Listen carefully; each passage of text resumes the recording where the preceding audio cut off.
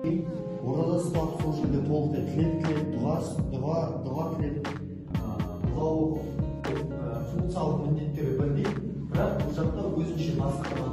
Содан кейін мына квадраттың ішіне жазылған сөздер, бұлардың көбісі барлығы десек те болады.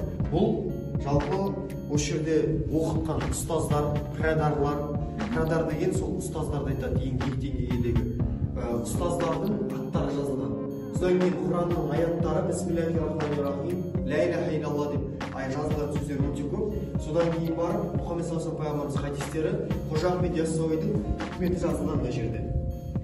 Опасыз фәни болжалған жұтады жуан жұқаны, малыңа сенбей қолданған қурайдың ол бір бұтағы деп. Сонымен қатар Маңғыстауда болсын, жалпы осы түркі халықтарында болсын, баршасында сопылық ілімді дамыған, яғни сопылық ілімді